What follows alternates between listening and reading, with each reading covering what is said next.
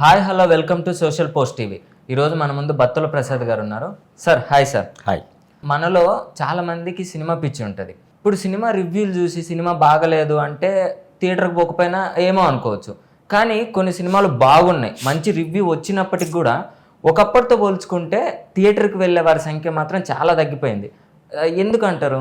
దీనికి అనేక కారణాలు ఉన్నాయి. అంటే సినిమా అప్పుడు ఓన్లీ థియేటర్కి వెళ్ళే చూసేవాళ్ళు. ఇప్పుడు ఓటీటీలు ఉన్నాయి, వెంటనే సినిమా రిలీజ్ కాగానే ఓటీటీలో వస్తున్నాయి. వెయిట్ చేయాల్సిన అవసరం లేదు, ఒక్కోసారి ముందే వస్తున్నాయి. ఈ పరిణామము, సినిమా అంటే వినోదం, ఆ వినోదం కాస్త విలాసమైంది. సినిమాకు పోయేదేవుడు మిడిల్ క్లాస్ పీపుల్ వాళ్ళ జీతాలు ఎంత ఉంటాయి? ఒక 25 నెలకు 4 సినిమాలు రిలీజ్ అవుతాయి. దాంట్లో ఒక సినిమా బాగుంటుంది. ఆ సినిమాకు పోవాలంటే థియేటర్ దగ్గర టికెట్ తక్కువ ఉన్నా కూడా లోపల చాలా ఎక్స్పెన్సివ్. నీ చిప్స్ తిన్నామన్నా కూడా కూల్ డ్రింక్ తాగ పిల్లల్ని తీసుకొని పోతారు.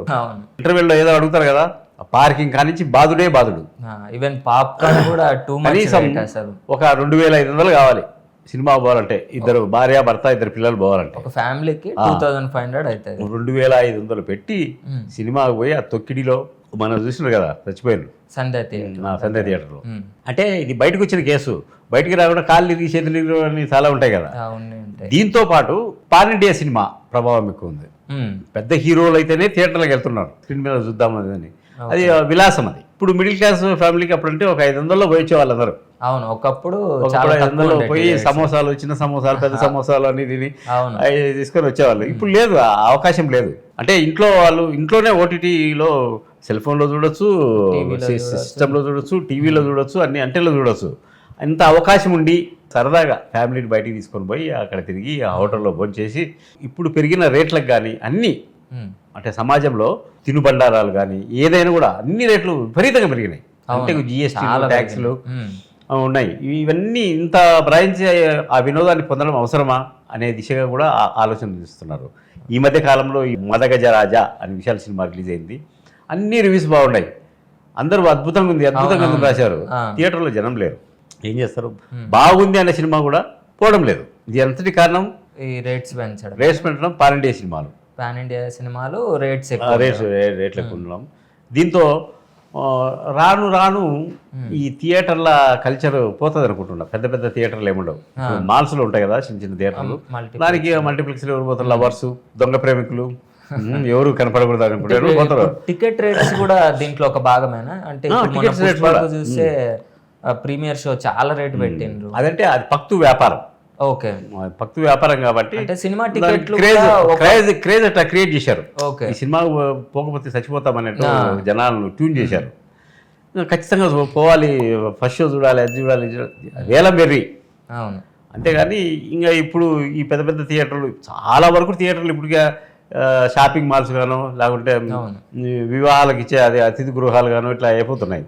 ఇవి కూడా కనుమరుగైపోతాయి. ఇప్పుడు తీసుకో, మన ఆర్టిస్ట్ క్లాసెస్ తీసుకో, ఎన్ని థియేటర్లు ఉన్నాయి?